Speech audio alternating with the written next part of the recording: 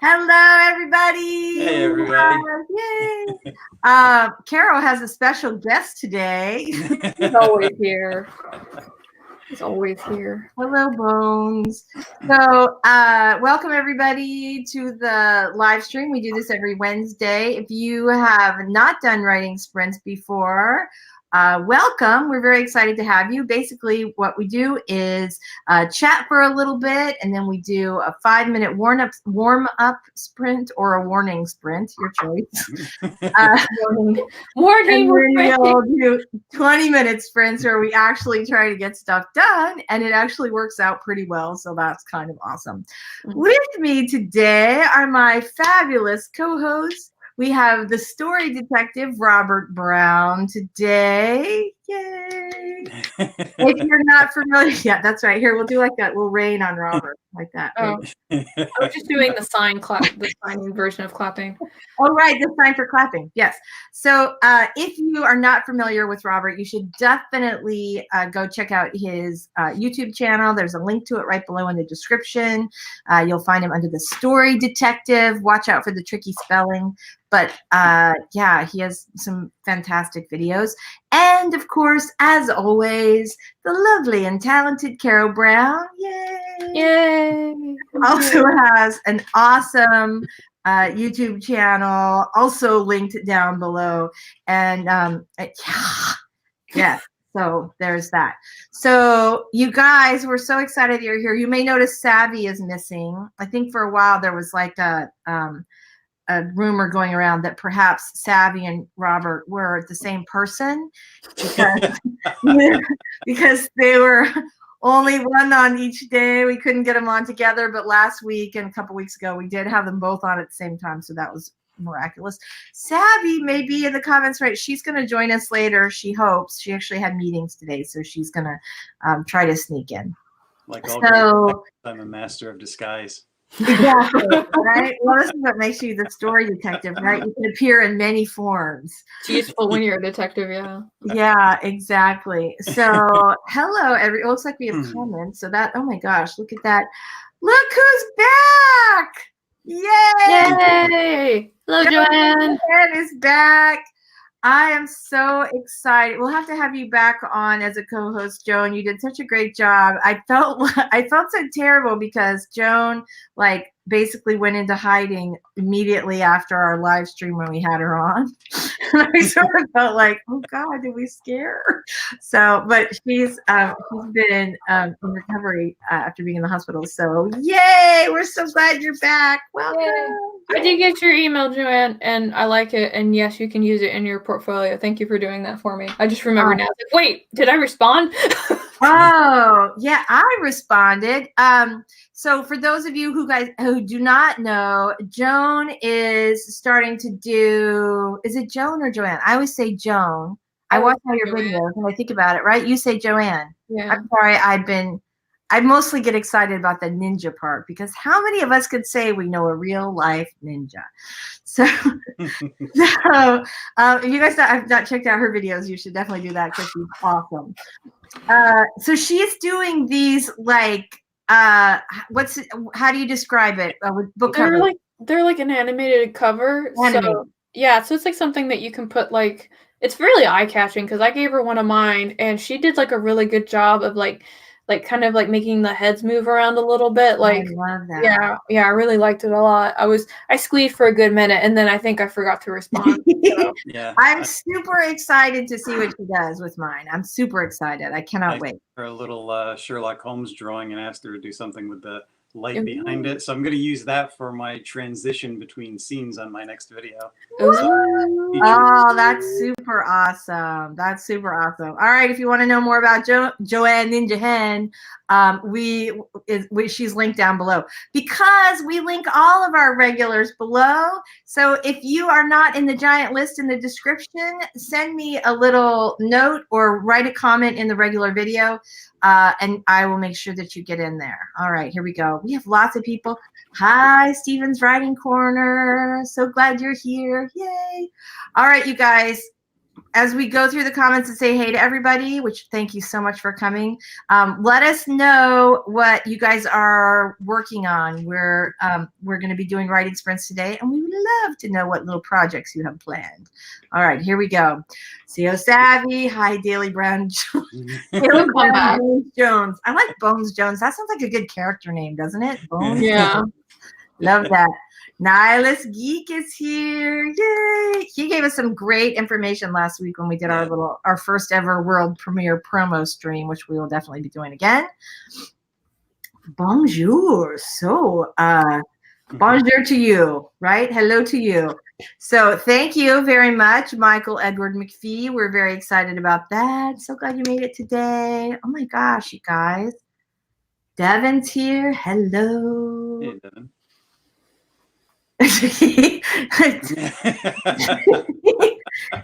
Occasionally. I don't think they look anything alike. It was just that we thought one of them was surely a master of disguise. We don't think they actually resemble each other.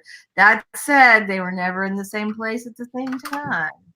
They were one time, but you know, every time that they are though, like Savvy is in avatar mode. I just want to point that out. Oh my God, he's throwing his voice. Well done, sir. Salute your many talents. Right? Oh my gosh. Animated book covers. Oh, that's hilarious. Animated book covers. Thank you. I'm sorry. Carrow saved me again.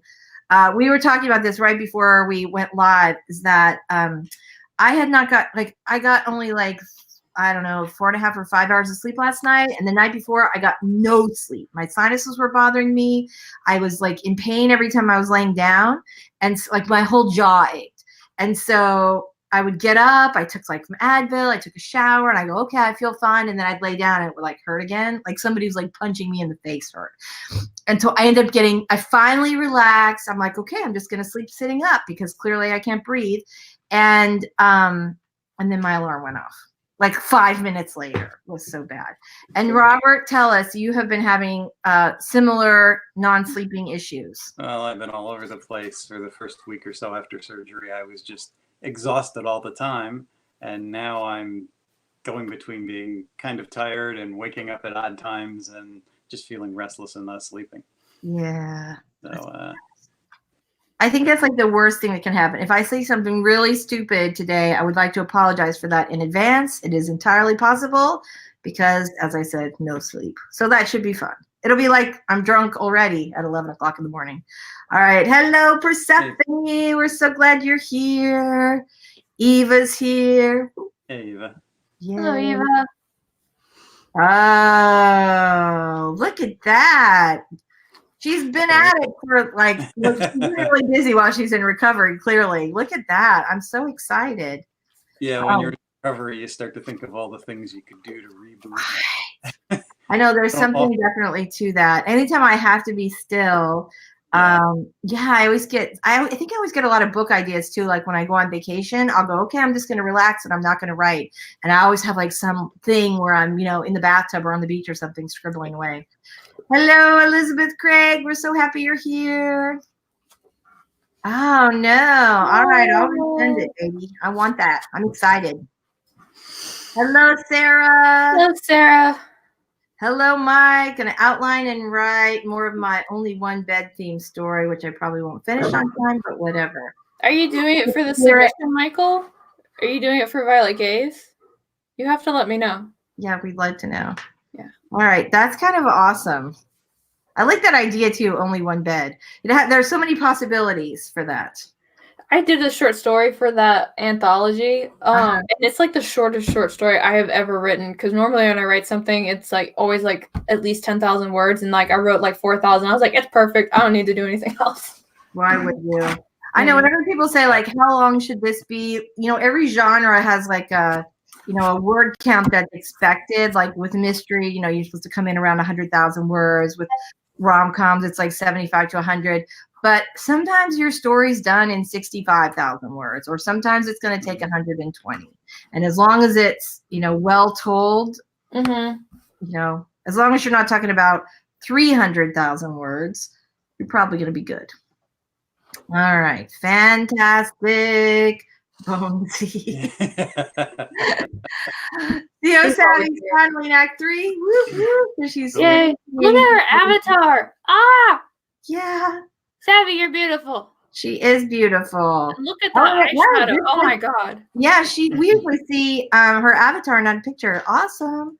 Look at you. If I look like a supermodel, I have my face plastered everywhere too. Nice. Okay. Wait, I'm sorry. The eye on my laptop keyboard is broken, so this should be interesting. Yeah. I had it stuck K for like a week, and I'm like, how often do you use the word K or the letter K?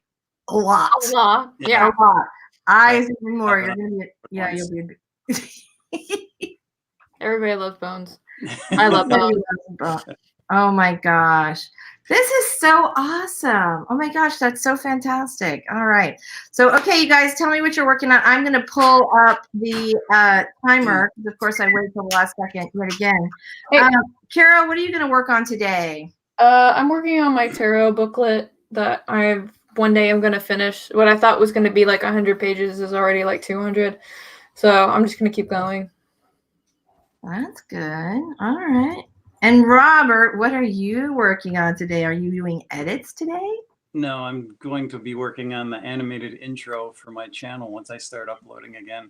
I finished part of it the other day, the story detective part, and the little RNG creative is what I'm working on today. The G being my significant other who looks at my stuff and says, that's not good, go back and do it again. Mine does that too. Yeah. We all, mine too. We all need somebody like that, I think, too. Yes, right? And having a live-in editor / cheerleader is a really nice thing. It's a really, really nice thing. So, all right, you guys, who is ready? Oh, hold on. We've got a message for Carrow. We have until March right now. But it's going slowly. Yeah, they extended the due date until March, so you still have time. That's good. Who knows? Let's see. Too long and not sexy enough. You can always have a little more sexy. That's good. All right, guys, here we go. So who's ready? Should we start a little 5-minute sprint? Let's get all warmed up. All right. All right. Find a card to write. Hold on. Okay, I'm ready. All right, hold on. We'll get it. Wait, what did I just do? I'm just like such a dork right now. All right. Oh, we have a timer. Good. Okay, I'm going to get this started, and hopefully I won't goof up anymore. But I can't guarantee anything, so thanks for joining today. All right, here we go, guys. 5 minutes coming up.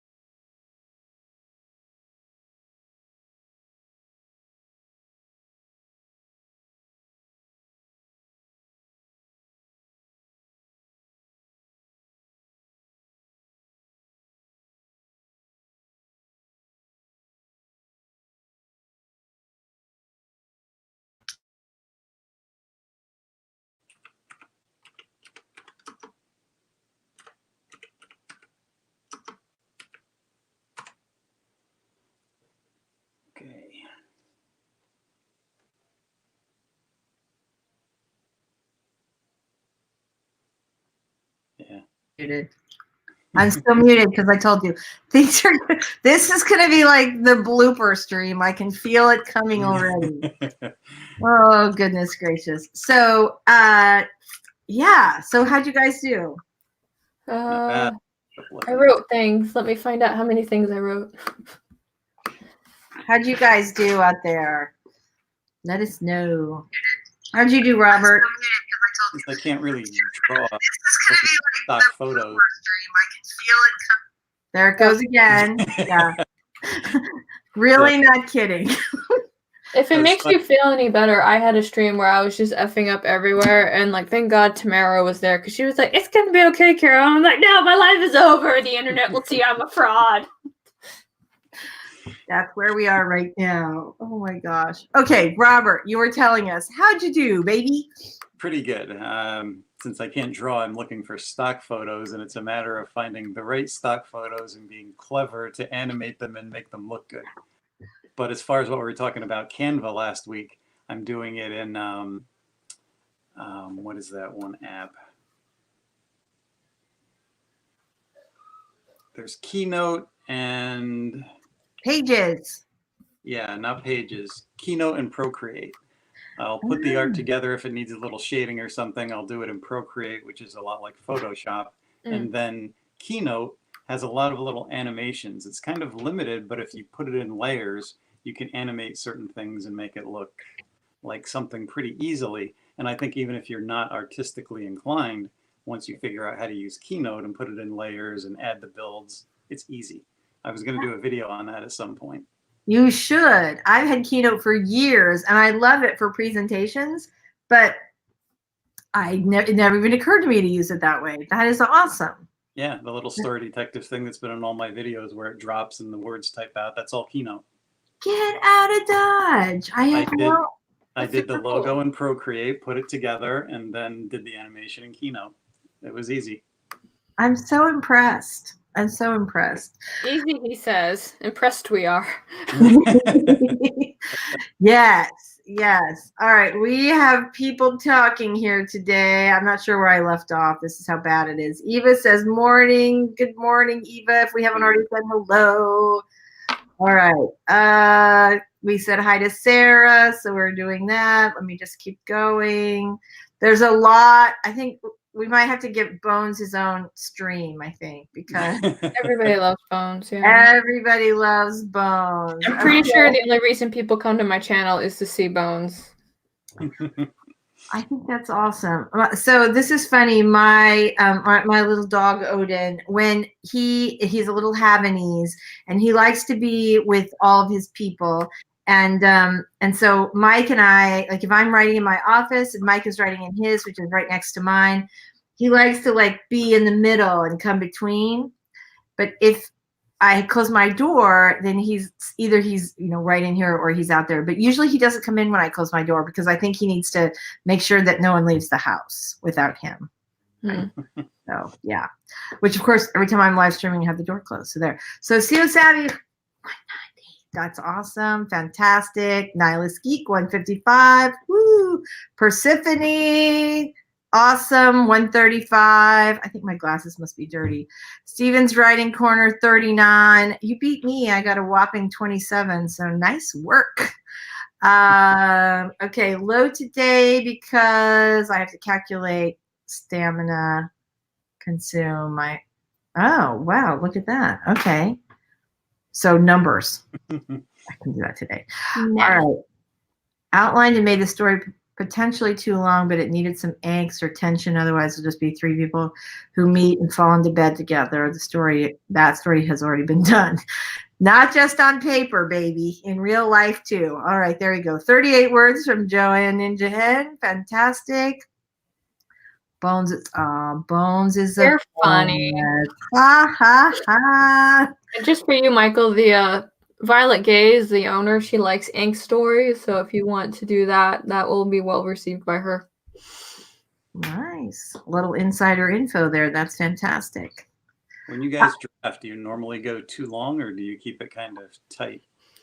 It kind of depends. Like, I know when I first write, like, I'll be like an overwriter. Like the one I'm doing for the Romance Cafe, that was totally overwritten. And so when I gave it to my betas, I was like, just tell me where the fluff is and tell me where to cut it.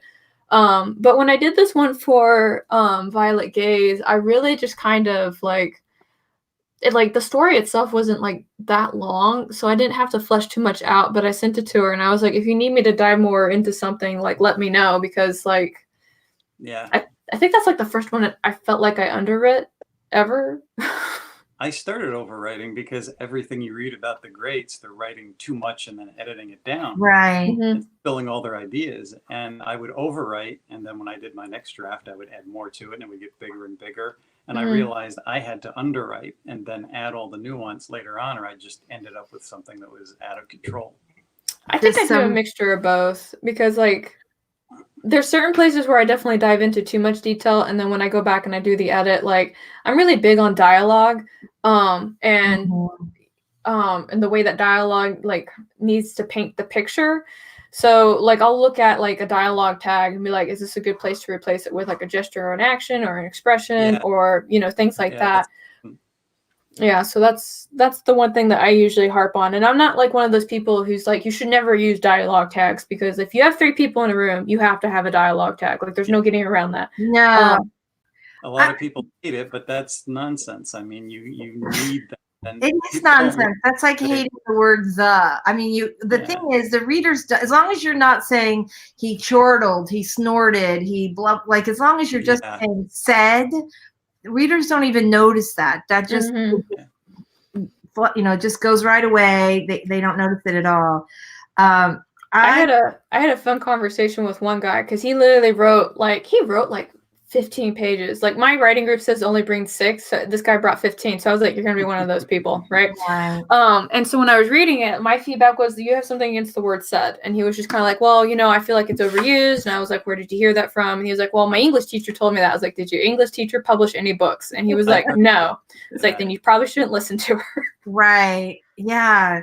I know there are people that have an issue with it, but it's not, it's like it's critical, especially if you're writing books, because words like chortled or screamed or howled, if every sentence is, you know, is using a dialogue tag like that, then it loses its power. When someone actually screams, you know, you're not going to notice because it's buried in all the other 8 million creative dialogue tags.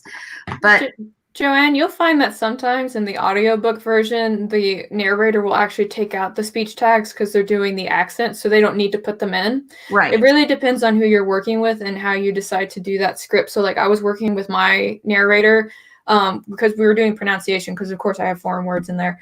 And you know, one of the things that she says, like, are there certain places where I can cut out the tags? And I was like, baby, you do you. Like, seriously. Right. Well, it's an entirely different medium. So yeah, absolutely. You know, if they're able to do that, or to really communicate who's speaking, which is the whole point of the dialogue tag in the first place, then yeah, you don't need those extra words, but they're definitely. Even if it's a conversation between 2 people, you have to pull back and establish, either through an action or a dialogue tag, who's speaking. Right. Sequential art, the same thing kind of applies. I had a comic book one time where the penciler did a fight scene that lasted 7 pages with no backgrounds. So I added backgrounds, and when the editor got it, he's like, thank you, because we couldn't tell what was going on there. And the same thing, you have to be able to reestablish and tell where it is and have something visual on every page. Right. Yeah, I actually, because somebody submitted a script to us, and I was like, the dialogue is good and the pacing is great, and I was like, I want you to resubmit it, but I need you to tell me what's happening in these fucking panels. Like, I don't see the room, I don't see your character. Like, Right. are we doing a close up? Are we doing a far out? Like, I need you to break this down and pretend like I'm blind. And so I don't know if she's doing that or not.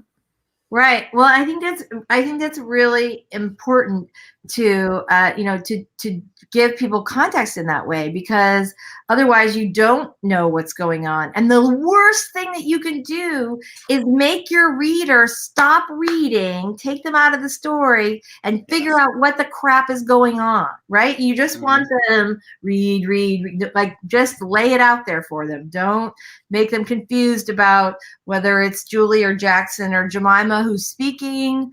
Like, make it clear and don't give them any place to stop.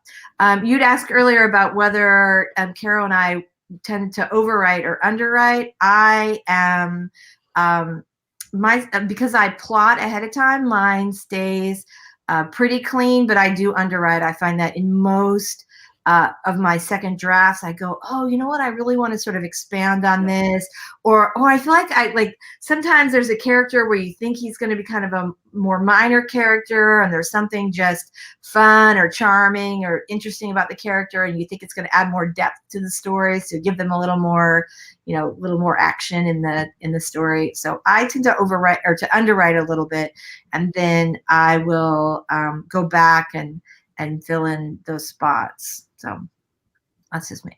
All right. How about you guys? Do you underwrite or overwrite? We all want to know. All right. Oh boy. Michael Edward McPhee. I worked for an insurance underwriter once. Does that count? All right. All right. That's not true. Carrow Bones is a bonus. Okay. Nihilist Geek, also an underwriter. He says maybe you need to go. No, we love you. We love you and your jokes. All right. Yes.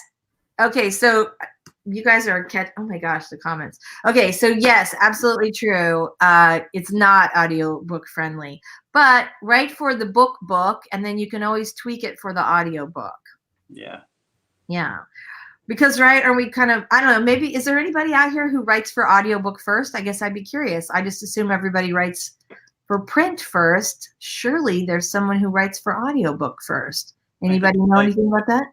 Film telling a director how to do their job. If the reader or the producer of the audiobook thinks it should be left out, that's kind of up to them. You have to make it reader. That's your job. Right, exactly.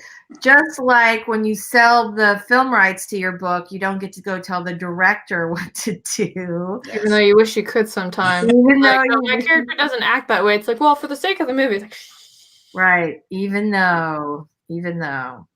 All right, the anthology I'm writing for had a bunch of overwriters submitting story, and the editor is asking the rest for shorter stories.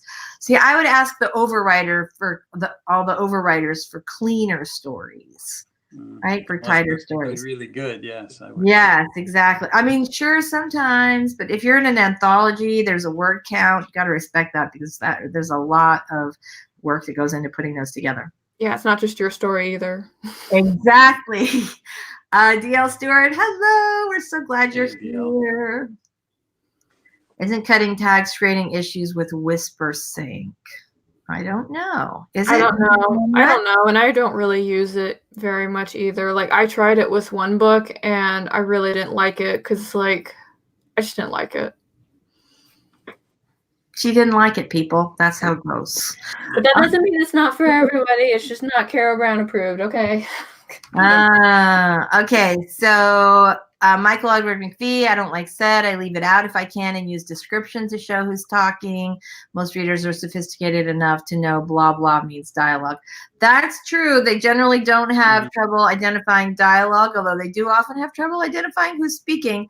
That said, if you can use description to show that person is speaking without saying Frank said, Michael said, then yeah, more power to you. Absolutely. I do believe if you can make sense of it and leave it out, that is best. Sure. But don't be afraid of it either. Yeah, especially if it's something that you, if you feel strongly about it, then, do it your way. You do you.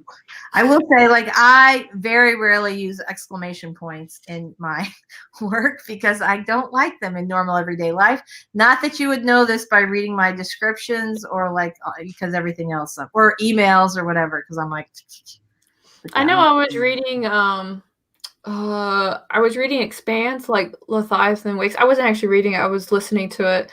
And I'm thinking about what Joanne was saying about how it's not audiobook friendly. And I know that author had said, like, all the time, even if it was just two people, he always had the speech tags at the end. I was like, oh my God. Yeah. I generally do. I just think anything that takes the reader out of the story, even for a second. And again, they don't notice them. You notice there are 787, SAIDs in your book, but nobody else is going to know. They're just invisible. They don't really notice them. All right. Underwrite emotions and overwrite technical details. You and Tom Clancy, baby. Or the 5-page background story about the delivery guy that you never see again, ever, not even in later books. I hate that books too.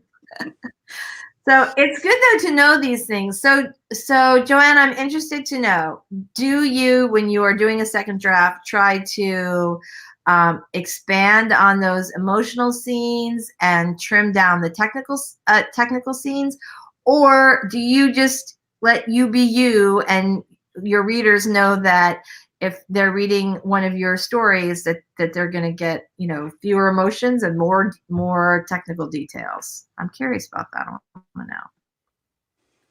I don't know if you guys read Ed McBain with his 42nd Precinct novels, and he was kind of clever with it. He was really good at dialogue, and once they caught the criminal at the end, there was like a Q&A that was just dialogue that went on for pages.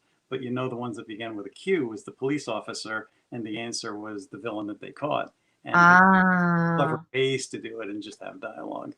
That's a very cool that's a very cool way to handle that. That's a very cool way to, because it seems like if it's like a police procedural, that it's going to sort of fit with the book and the genre. I love when people do those things. That's sometimes you can be clever with visuals even in writing, because you have to think with. Yeah, that's fantastic. All right, here we go. Let's see. We're going to answer some more questions. Underwrite descriptions, overwrite dialogue. I didn't realize that, I don't care for a lot of on-screen or on-stage sex. I generally will write the lead up and then the next day kind of thing. And just because I don't like to read pages and pages of super graphic sex. That's just me. But it's funny because when I was on tour for my last book, I spoke with a number of different book clubs, and the book clubs ladies like more sex. I will tell you that. And so they're like, "Why didn't you write this scene?" And I was like, "Ooh, okay, I'm gonna remember that for next time." So yeah, I should do a book club sex scenes, just a little extra piece for that. All right, Persephone says, used to overwrite, but have over time become more concise and selective with my words. I find it easier to add layering than it is to take away. Yes. All right, good. Okay. So this is interesting. So she is writing with, Joanne Jahan is writing with audio in mind. I have a lot of big tables, and I got the advice to put them on at the end of the chapter for the audiobook. That's pretty cool. That's very cool. All right, Nihilist Geek. That was a sick burn. I don't remember that. Was it to me? Did I do the burning, or was I burned? I was probably the burnee. I'm the crispy one, probably. Web fiction equals no second draft. In the future, I'll publish a director's cut ebook and one for normal people. Is there such a thing as normal people? I want to know that. That's cool. That's very cool.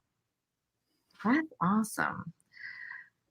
Give my characters quirks so you know who's talking. So when you see a made-up word, you know, okay, that's pretty cool. There's also dialogue Saitama. coming up with words that only certain characters would use. Somebody said that every character should have their own dialogue where there's words that they would specifically use for their character. It's a lot of work, but if you can figure out tags for at least your main characters, it does help. Yeah, I think so. Okay, so before we go do another sprint, we have to put this up from Nihilist Geek. Stand taller, Robert. Thriller author John Connolly had a story about readers during a signing that he had a nice old lady complain that his novels were becoming less violent. She was reading them expecting more blood. Can I say, as a matter of fact, that the average reader of a thriller, where you can generally expect quite a lot of blood and violence and things like that, 55-year-old woman, in case anybody was wondering. So, all right.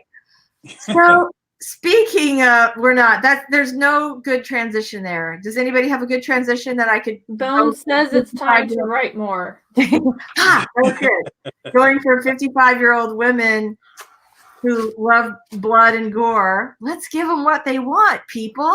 Let's do another writing sprint. Very nice. Yeah, no, I like yours better. I told you this one's not going to go well, I think, today. I'm all over the place. All over the place. All right, here we go. Let's put up the timer and get rolling.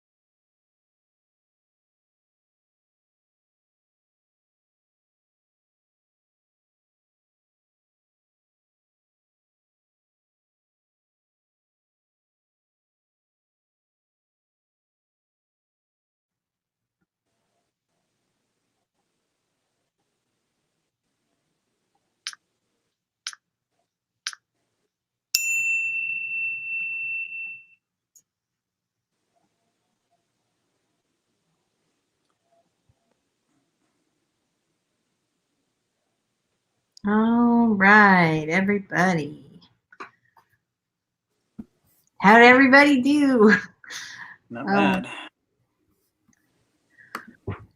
I had a little replotting thing that I had to do. I realized I have a timeline issue. And so I was trying to rearrange scenes before I finish writing them. So I didn't get very much writing done, but I did get some rearranging of plot done. So how about you guys? How'd you do? I go on, Robert. Go ahead. I got my artwork laid in. I just need to figure out how to animate it now. And Joan or Joanne, I also got your updated drawing of Holmes, and I think it's pretty great. I have a great idea of how that's going to work for the transition. So very cool. Yay! That's so awesome. That's so awesome. How'd you do, Carrow? I got 877. Always killing it, Carrow. Very nice job. Very, very nice job. How about you guys? How did you do? Let us know. All right. Let's see how we go. All right. Jeannie Marcellus says morning. Morning. So nice to see you. We're so glad you're here. All right. Nihilist Geek coming in 380 words. Very nice. Yay. CEO Savvy 404 and off to work. Yay. All right. Yay. Thank you so much for joining. Thanks for working. That's right. Thanks for working with us. Persephone got 270. All right. Fantastic. Joan is glad you like it. She got 120. That's awesome. Yay. I'm so excited. Ooh, Stephen wrote steamy things. Look, I'm blushing all the way over here in Florida. Woo-hoo. All right. Just got on the last room. Hi, Tina. Welcome. We're so glad you made it. Yes. Editing's good. Yay. All right, you guys. Fantastic. Absolutely fantastic. So, yay, she's back. All right. So I want to know. So I have had, I think I said so like 18 times in that. So will someone else talk, please, today? What would you like us to talk about? That would involve thinking. So here's what I want to talk about. So last week we did promo sprints, which was, I think, absolutely fascinating. Not what I had originally envisioned, but I still think it was very cool. I think we learned a good lesson that we should just tackle one topic per promo sprint. I think that would be, I think that'll be a good thing. So I'm excited about that. I have not written this week, and I did not write last week, other than I didn't write during promo sprints. I have not written in 2 weeks. Not that I'm like, oh, I'm blocked, or it's not like that. It's that the rest of my life, which I normally do not allow to do this, the rest of my life has like filled up all of my schedule. There's been some book stuff, but for the most part, I have not been writing. And I start to feel like itchy and antsy if I am not getting to write, especially because I'm nearing the end of my project. And so, does this ever happen to you guys? It's making me crazy. It's happening right now. I took a month off once and I hated it. I think I should have just taken 2 weeks off, but I took a month off and I was just like, by the end of it was like having cabin fever. Mm-hmm. And I was like, there's so many things I want to write, but I told myself I wasn't going to write, but I really want to write, but I told myself I wasn't going to write. It was like that endless circle. And so I was like, I'm going to play video games and see if it'll distract me. How much time has gone by? 10 minutes. Awesome. Not helpful. Well, and at that point, your brain's like, I have something to say. Mm-hmm. I have plenty to say. I just have not had the time. And that is making me feel incredibly frustrated. And Robert, you're like trapped in your body right now, right? Yeah. Brain different seasons have different effects on me. And it used to be that winter was the time that I would dig in and really get a lot of creative stuff done. Oh. And summer was my lagging period and distractions all over the place. But now it's reversed. I do better in the summer, and winter seems to be more distracting and just a bit more lazy, I guess. You feel like hibernating or not Right. doing I a want lot. to go outside. Let's make some chili. I have always been more active and inspired in the summer, which is why I live in Florida, because it's summer all year long, which I love. But when my kids were really little, I would always take off all summer because they were home and we were going to travel and do, lots of fun stuff. And it was so challenging to write during that time. And I really sort of enjoyed that very structured break. But I feel like my schedule, like there are some things that are sort of outside my control as far as like my daughter's school schedule and things like that, that I'm like, I normally like to have like a nice long chunk of writing, and I don't have that as much as I used to. And I feel like I really miss it, but I'm not quite sure how to get it back because there's, it's just not possible for a couple of years. So I don't think you can. I think you just have to go with it because it's always evolving and changing, and what worked last year or 2 years ago sometimes doesn't work now. So I'm always experimenting and trying new things, and I've learned to just go with it, try new things, read a writing book, and if something catches my attention, I'll try that. Anything to get me going. Right, exactly. This is like Kate Kavanaugh doing, I love the fact, so I'm sure most of you know who she is. She has a fantastically fun channel. She is a new writer. And one of the things that she does on her YouTube channel, which I find hilarious, is that she's this like bubbly, like woo personality, right? She's hyper caffeinated. And so if you guys have not seen it, you have to go check this out. She will, try writing for a day or for 2 days, like different authors. She'll do like their whole schedule. If they jog in the morning, she'll do that, or she'll drink whatever thing they drink and write on their schedule. And I find it fascinating. And of course she comments afterwards about, oh, this worked for me or this didn't work for me. But I think she's still trying to like find her actual groove as a writer. I like the one where she tried to be like the Japanese author who wakes up at 4 a.m. That was hilarious for me because I was like, oh, what's gonna happen now? And she did it, and then she went and ran like the 10K after that. And I was at first like, man, I hope she's like a marathon runner because doing that when you're not prepared, you're just gonna hurt yourself. But she does do marathons, so I was like, oh, that's a relief. That's a big relief. Because I do them too. So when I see, like, I'm not going to lie, the amount of times I've gone to a marathon and there's somebody who's like, yeah, I've been training for a whole 2 weeks. And I'm like, are you kidding? I will, if I'm there at a marathon, it's to hand out water and cheer for someone on the sidelines. I would never, ever do such. That's so much exercise and running. You're aware of that. You know how long a marathon is, right? It's just 2 hours of running. It's okay.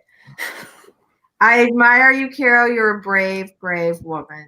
All right. So Michael wrote 41 words, 10 minutes of outlining. Now can't figure out why the spell checker doesn't work in WaveMaker anymore. Oh, technology. Frustrating. Aphrodite's here. Yay. We're so glad you made it. Thank you so much for coming. All right. Oh, can you say hello, Aphrodite? Let's all say hello. Everybody say hello. Hello, Aphrodite. So I'm sure that was sick, feeling postponed. That's a good way to put it. I feel like postponed for the month of February and part of January. I feel you. All right. Steven says all of January and so far February for the most part. It's getting a little terrible. I feel like the weather has been batshit too. Like, so we had 2 days where it was 80 degrees here, and then it was like 33 or something like the next day. Oh my God, it's going to be like 4 degrees here in a few days, so the temperature's dropping. That's. I never want to go outside. This is why I've like been in my pajamas and slippers and all that. That's why I can't write. I'm like all bundled up. Okay, so Aphrodite loves autumn and winter. Spring tries to kill me. Summer ain't my jam. I feel that way about winter. Yeah. Unless I'm skiing or something, like someplace where I plan for it to be cold. Otherwise, no. Thank you. Aphrodite. There you go. I can't say this name, but that's exactly who it was. Haruki Murakami. Yeah. Haruki Murakami. Yeah. Yeah. I tried to commit to do it. I tried writing like 80s Stephen King. I'm sorry. So you're gonna pick up a cocaine habit, right? I drink too much beer. I feel right. He is a lovely guy. He actually has a house in off Casey Key, which is in Sarasota, and it's funny because I used to run, I haven't in a long time, but I used to run into him all the time because anytime there was any sort of like protest for higher teacher pay or like the Women's March, there's Stephen King doing his part. He's a good guy. Yeah. Nice. Okay. Yes, I've done some cheering on marathons too. Right? We'll set up our own water station and we'll cheer on Carol as she sprints by. If you guys get into reading a series, do you tend to feel like you're influenced by that writing when you're drafting? I do a lot of my brainstorming while I'm running. I think it's one of those things. First of all, you think about all that like blood you have flowing to your brain, but also you're like, I think it's like anything where you're doing something, but you have like some space in your brain to kind of wander a little bit. I know I always get ideas when I'm showering or driving.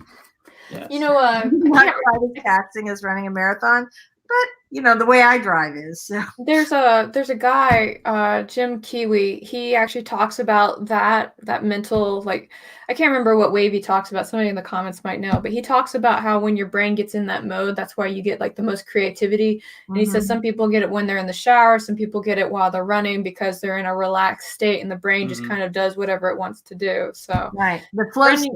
Yeah, running for me is like a form of meditation. Like I can't sit still. I just can't. Like if you guys are watching me, like I'm always moving around.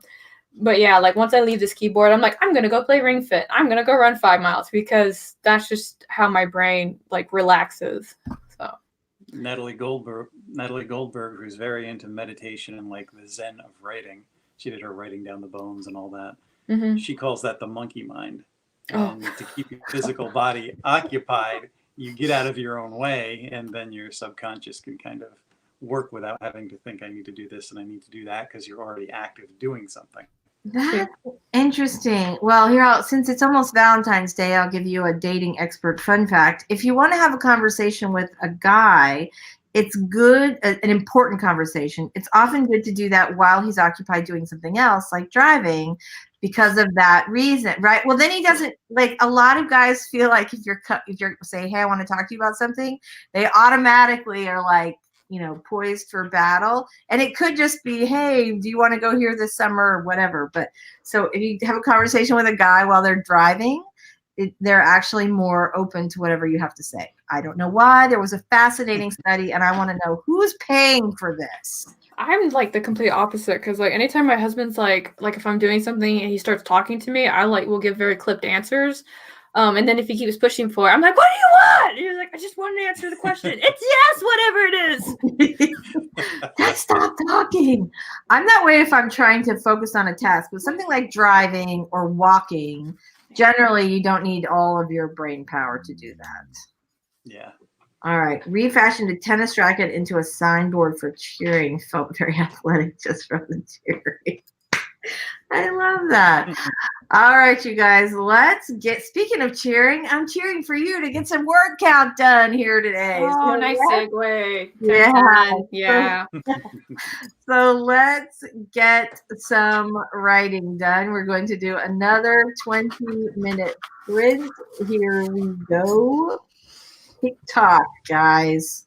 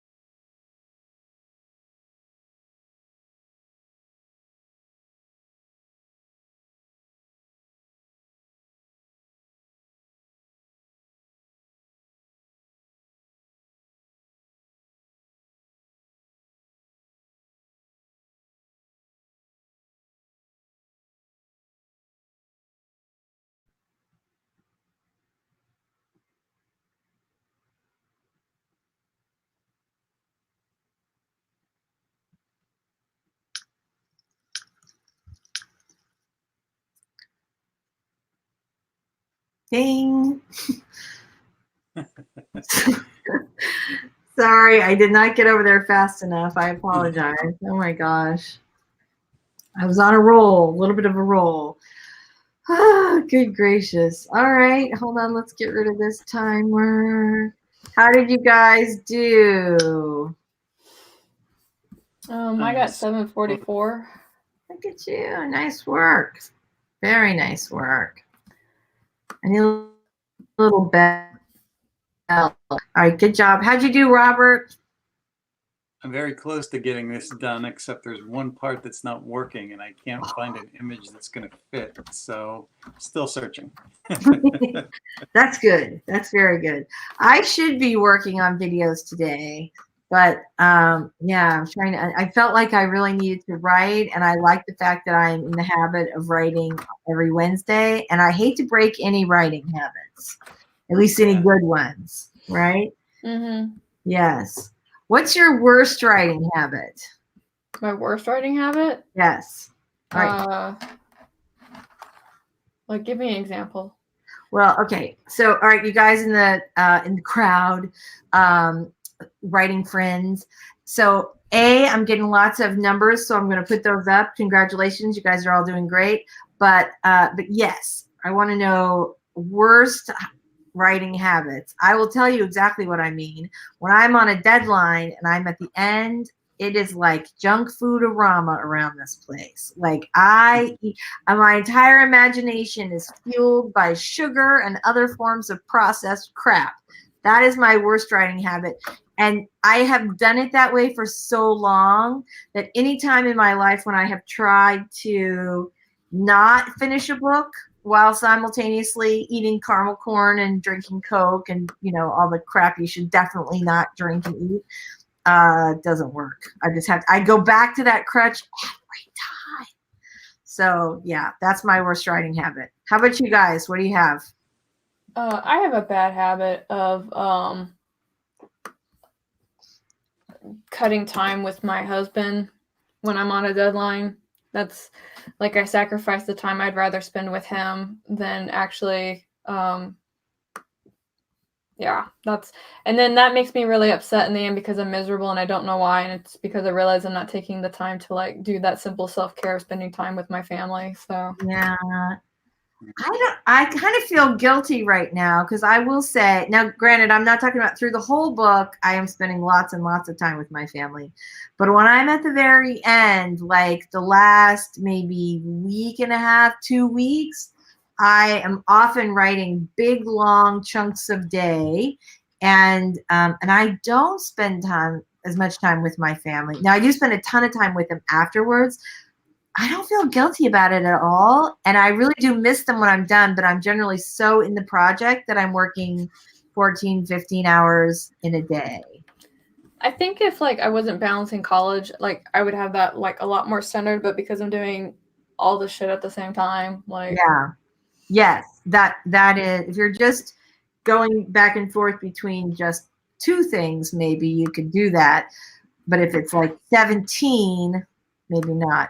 How about you, Robert? What's your worst writing habit?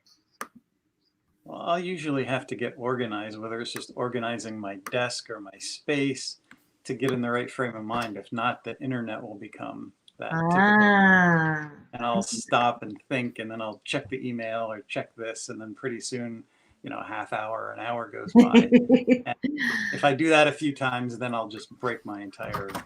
Yeah, I tried very hard not to check the news or social media before I start writing the first time of the day. Like sometimes I'll take a break later, but in the beginning I try not to, because yeah, you can lose a half an hour, 45 minutes before you start. Unless I write at 5 o'clock in the morning when I do 5 a.m. Writers Club, I always like check in on Twitter. All right, Persephone got 510, which is awesome. Congratulations, Persephone. I think she said she had to head out earlier. No, that was Aphrodite. Sorry, my mistake. Tell us what your worst writing habit is. I want to know. Nihilist Geek, 470 words. Very nice.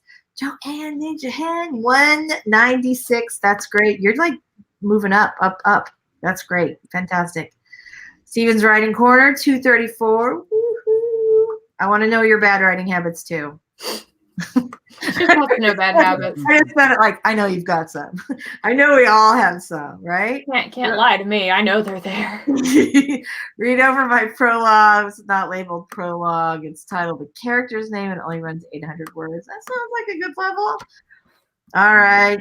Is that too sneaky? I don't think so. Do you feel like you need to be sneaky with the prologue?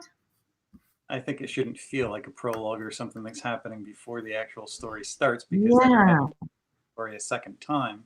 And often that second time isn't as interesting. They'll have the character doing mundane things.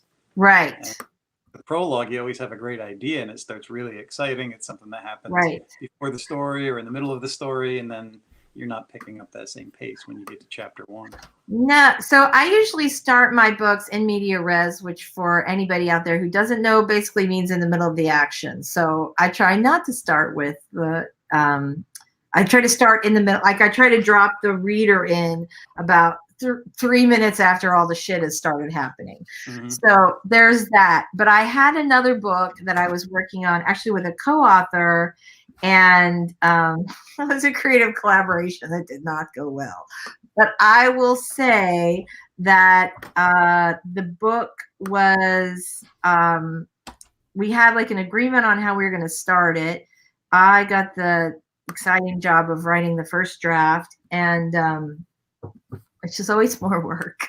But the book was going to start in a way that was just dragging too much for me. And I kept thinking like, oh, I want to get to this part. I want to get to this part. And then I thought, that's what we need is a prologue. We'll get right to that part and then we'll go back to it later. And it made the book so much better. So much better. All right. A little more editing from Tina. Nice work. Jeannie's worst writing habit, second guessing what I wrote and then stalling instead of moving forward. Yes, I think everybody goes through that at some time in their life. I think when you're doing your first draft, keep going. So you can second guess yourself in your second draft while you're editing. That's what it's there for, right? Do you do that? Do you guys second guess yourselves? You know, if I do that, then I have a hard time writing at that point. Yeah. I know I really do. There is something very magical about forward progress. I cannot stress that enough. Yes. Nihilist. Oh, go ahead, Robert. I think it's like what we said about overwriting and underwriting. You get a little more confident and then you can underwrite, but when you want to start that first draft with everything that's in your head, you tend to overplay it. At least I did. And the same thing when I'm editing. It takes me a bit to get into mode, or I'll sit there and try to perfect it too much rather than work in layers. You can only do so much per draft, and you focus on the biggest problems first, I think. Yeah, I think that's true, not just in book drafts, but also in life, right? Try to get the big shit taken care of, and you can work on the other stuff, right? All right, Nihilist Geek says, worst habit, letting the work in progress sit and then losing touch with it. Yes. Yeah. I'm having that right now. Okay, up the pyramid. I don't know what that means. You said she was going up. Hierarchy of needs? What are we talking about? You said that she was going up when you were talking about the word count. Oh, yeah. Oh. All right, there we go. All right. I really did not get enough sleep. I apologize if I'm a dork. Okay. Well, it doesn't help that the chat is delayed too. So we'll move on to like a completely different topic and then we'll see the response and be like, what was I saying? Like, what? Right. Well, then somebody earlier was like, oh, that was a wicked burn. I'm like, what? Huh? When did that happen? Okay. So Persephone, you have to agree with Robert. The internet is a big distraction. Yes. And then I go, oh, I have to check out videos of my AUTHORTUBE friends. I should definitely do that. That's inspiring. And then 7 hours later, still haven't written anything. So that's not good. I can't help it. Robert and Carrow's videos are super bingeable. Oh, that's so sweet. All right. A lot of people see prologue and skip it. True. Middle of the action gives a bit of context and backstory. That's always a good thing. All right. Prologues are only good if you have to kill a secondary character to build tension because the main character won't be in danger for 100 pages. That's a good way. Mhm. I don't know if I would say that's the only thing that they're good for, but they definitely are good for that. You know, one thing that I noticed is that a lot of new authors, when they start, they won't have prologues or epilogues, but once they have like an established fan base, that's when they're kind of like, well, I play by the rules, fuck it now. That's right. Right. And don't you feel more confident? Like once you, like your first book, even your second book, you're still like not even positive you know how to do this whole thing. Even if you're published, you feel like, I'm not quite sure that I actually know what I'm doing with this. And it's not until you get, sometimes I think probably people never feel like they're all the way sure they know what they're doing. But yeah, I think the longer you go, the more you're willing to kind of play around with things and see what works. And I generally don't write them, but for that book, I felt like I can't wait to get to that part. And I think the reader will feel like that too. And so if you just move right into that action and then fill in some backstory after that, then you're just off to a really great start. Because that's the thing. You have to get the reader into the story immediately. You have to get them sucked in from that very first page. And if your story setup is not such a way, it is not set up in such a way that you're able to do that, you have to find some other way to do that. Yeah. I've seen prologues work really well. If it works well, do it. If it seems like it's, going to distract and then you get into the story and you're starting at a different pace, then, maybe change.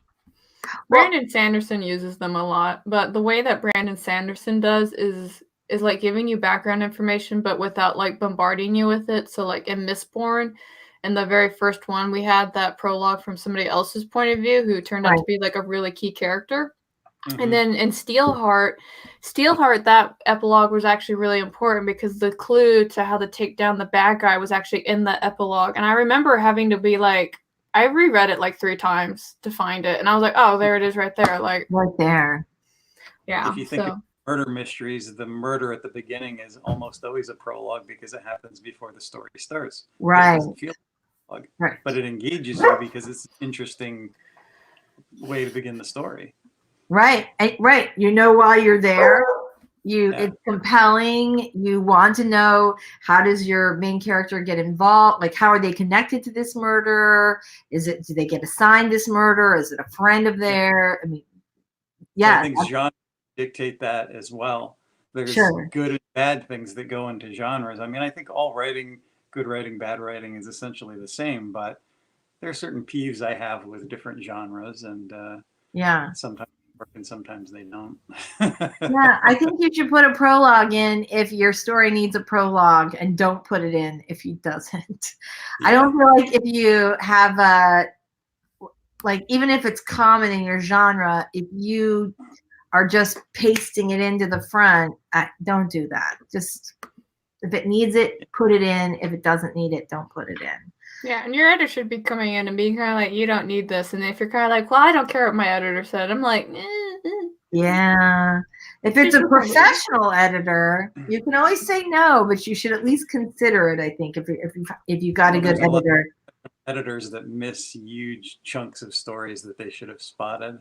Right. I mean, speaking of peeves, one of mine that I've had since a kid, I know YA fantasy is very popular. It started with me with like cartoons. There was a period where my parents took my brother and I every Friday night to see these Disney movies, and the animation was great. But sometimes, even as a kid, I could feel that they were being too cutesy or writing it just for a kid. And no kid feels like they're a kid. No. Do that. And I think YA fantasy, sometimes I've read it, and bad writing can be an excuse for, well, it's just for kids. So when I come across that, it'll remind me of that childhood thing, and I'll be like, no, this is way too subpar. One of my pet peeves is actually with like I guess paranormal romance, or maybe urban fantasy. I'm not sure which one it is, but it's like when, like I said earlier, like in the beginning, like the author's always kind of like playing by the rules. And then after like 3 books, they're like, fuck it, right? And it's almost like a staple. Like I can almost count on it happening where the heroine is about to do something and all the other supporting characters take that moment to actually just sit and watch whatever she's doing and then praise how she's doing it. And like, that's such a fan fiction thing for me. It's kind of like, watch my character be super cool. I'm like, no, I didn't come here for that. Like, if I don't want other people to praise you, stop it. Yeah. Oh my God. All right, CO Savvy, worst writing habit is dogging myself during first draft, especially coming from editing another project. As I draft, I'm like, this sucks because my brain is still in edit mode. Yeah, you want to be like a palate cleanser between books. I always try to take a couple of weeks off and, you know, see a bunch of movies in the middle of the day just because I can, because I'm a writer, and, you know, drink a little more than I normally would and spend more time hanging out with friends and that kind of thing. I think you do sometimes need a palate cleanser. I don't know. What do you guys think? I'm doing a palate cleanser right now. Yeah. Yeah. Certain types of books to read can be a palate cleanser. Yes. Oh my gosh. That's the other thing I do. Like read. Because a lot of times when you're working on your own stuff, you don't have as much time to read. At least for me, I don't have as much time to read fiction. I will sometimes read nonfiction because I can put it down more easily. Fiction, if I pick it up, I'm going to be in the bathtub reading it until until I'm done. So pruned up, off to bed. But, you know, when you're in the middle of a book yourself, a lot of times you don't have like a good, 4 or 5 hours to just get to that. Yeah. It sucks, but yeah. No. All right. Go ahead. Reading something that I don't usually read that doesn't make me think about it or criticize it too much, or I'll read writing books between drafts because that will kind of inspire me without making me think too critically. Yes, I think that is. I think that's a really good way to do it. Bad habits, everyone females cry or wrote cry more. Yeah. So much crying. So much crying. An epilogue in your work. Tina has an epilogue in her work in progress. Okay, good. Tell us why you chose to do that. I think epilogues can be great. Sometimes there's something that you want to resolve that doesn't really sort of fit with the rest of the story. I don't know. I don't tend to use epilogues, and I'm trying to think of one that I really loved, but I can't think of any that I hated either. I don't know. How do you feel about epilogues? I have one in mind, but I do it for the final image kind of thing. Right. Yeah, it can be really good for that sort of last thing you leave the reader with. Mm-hmm. I think epilogues are prologues at the end, and I'm more fond of it at the end because it's like, what's going to happen next? Right. It's something that could make you think there's, Right. Every ending is just a new beginning. Right. Well, and there are a lot of authors that sort of do it really well, that kind of tease what's coming, like what's coming in the next, especially series authors are often good at that. Kind of tease what's happening in the next book. And I think that can be really great, and readers really, really enjoy that. It sort of gives you something to look forward to. So I'm interested. Go ahead. I try to think of beginnings of the book as sort of an epilogue. I guess I reverse it, because if you think about it, what the character is and the issues that they have to overcome is something that to them in their backstory. So if you understand the backstory, you're almost picking up with the epilogue of where they left off that caused those problems that they need to resolve. Yeah. So the beginning is kind of like an ending, and the ending is kind of like a beginning. Like a beginning. It has to be a flow. Yeah. That mirror image. Mm-hmm. It's a different way of looking at it. Exactly. You're a smart one, Robert. That's why we like you hanging around. Bonnie says her bad habit is changing writing time of day and having to go back and fix the tone of story. That's interesting. I don't know if you can write to music, but sometimes that can help with that. If you're listening to the same song on repeat, that sort of helps you keep the same tone. And once you've listened to it 70 or 80 times, it just fades into the background. The first time you'll hear the words, but after that you won't. Unless you're listening like classical, then there are no words. So that only worked for you guys.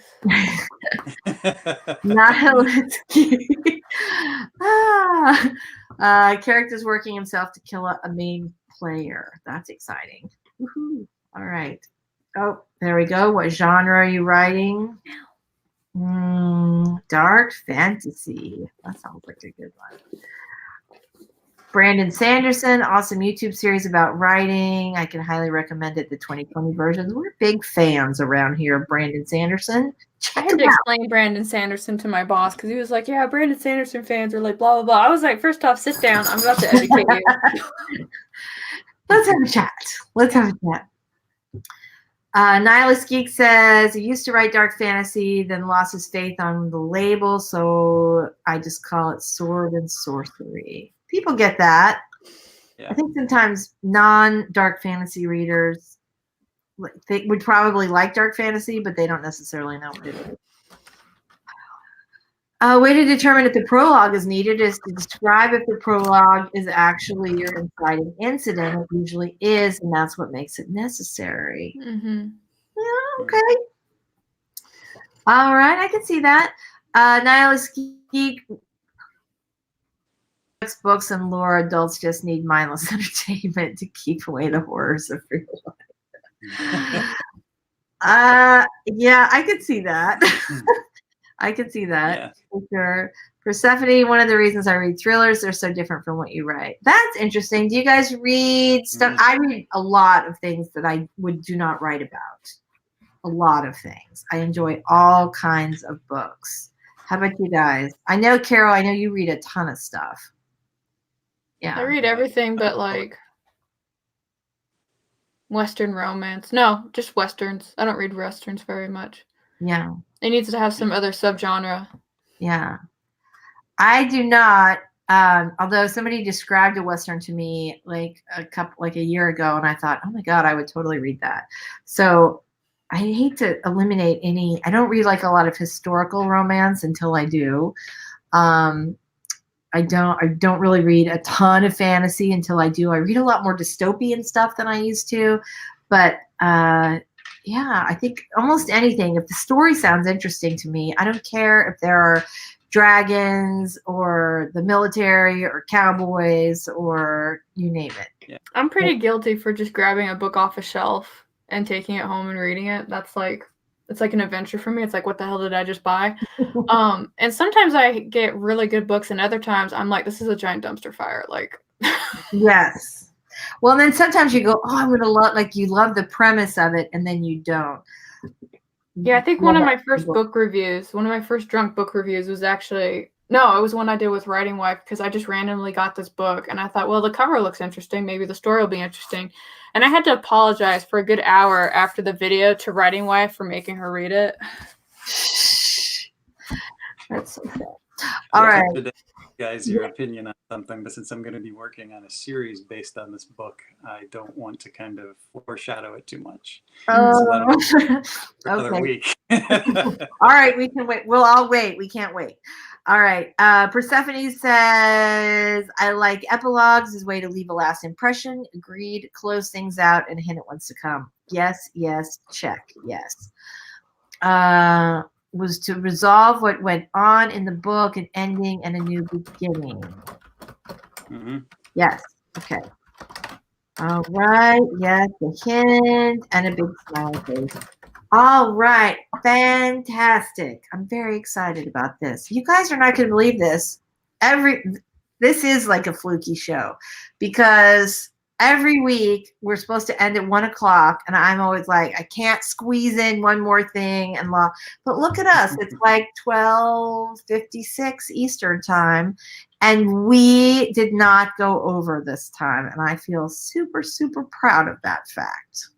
The time went really fast too. It did go really fast, didn't it? I didn't want to mention it because I didn't want to jinx it. So I was like, well, probably somebody's gonna like ask some insanely good question. All right, you guys, you have 3 minutes to come up with a topic that we can't stop blabbing about until after 1. No, because I got my live stream in an hour. And I gotta shove food in my mouth. That is true. I'm just teasing. We're not really going to do that. I don't read horror or suspense. I don't like the feeling what I get from it.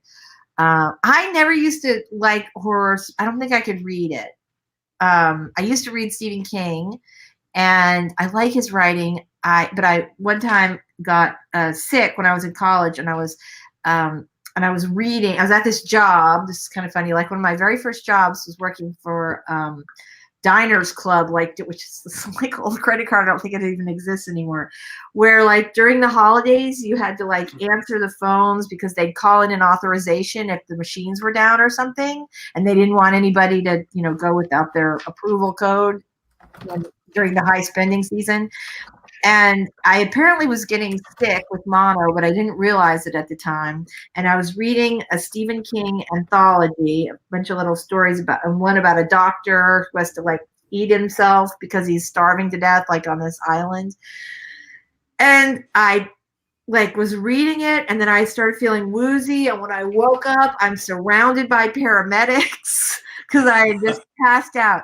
And I didn't read Stephen King again for like 15 years. It was a long time. It was a long time. I used to listen grew up to reading and watching horror. Yeah, I used to listen to. Oh, sorry, go on. I keep interrupting. I think, like the Nihilist Geek says, it was to escape my own horrific childhood, or maybe to understand it. Therapeutic, I suppose. My parents used to give me like menial tasks around the house that would take hours to do, like treating wood panels and stuff like that. And the only way I got through it was like listening to Stephen King audiobooks. And so I'd be out there with like my CD player. That's how old I was.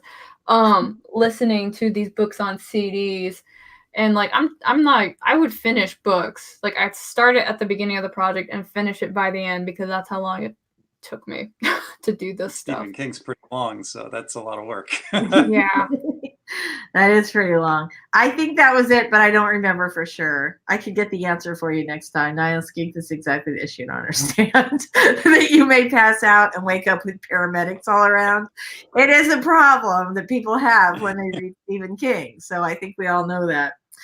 So you guys, as always, have been completely awesome. Thank you so much for once again doing writing sprints. Yay! Thank you so much to everybody in the comments. You guys are terrific. It's just so much fun because you guys are here every week. So I just want to say thank you because I'm really grateful for that. So yes, write little hearts. So let's give Carrow and Robert a little chance to say something awesome about what they've got coming up on their channels really soon. I'm super excited. Robert, you mentioned something that you have coming up next week. Can you give us a little bit of a teaser? Well, I have the collaboration coming up. Right.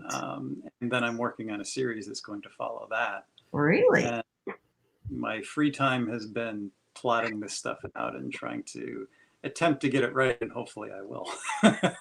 Yay! So we've talked about this collaboration a little bit. I think we talked about it a little bit last week. The three of us are actually doing a collaboration, and there are, I think, another 1 or 2 authors. Is it DR Ranger? Is that his name? I always want to call him DL Ranger, but it's DR Ranger. We're doing a collaboration about anti-heroes, which is going to be super, super cool. I'm pretty excited about it. All right. We can't wait to see that, Robert. Carrow, tell us about what you have going on in your channel. Aside from the fact that if you still want to keep doing writing sprints, I'm pointing at my watch, my invisible watch. Carrow will be doing writing sprints, as always, in 1 hour at 2 p.m. Eastern time over on her channel. So to be sure to check that out, we've got a link to her channel below. Carrow, what's coming up on your channel this week? Well, Mr. Brown told me I can't buy more tarot cards until I start reviewing the decks that I have.